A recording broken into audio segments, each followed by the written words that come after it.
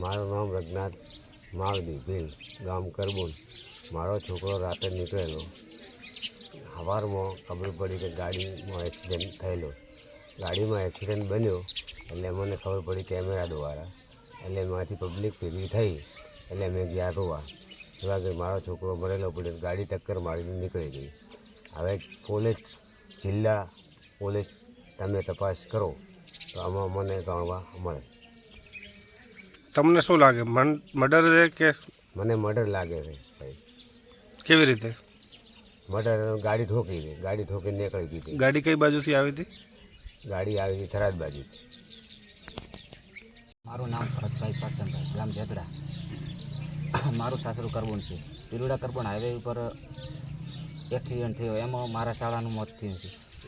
અને અથવા એ એક્સિડન્ટ થયો એ કોઈ એક્સિડન્ટ ગાડી પલટી મારેલ નથી.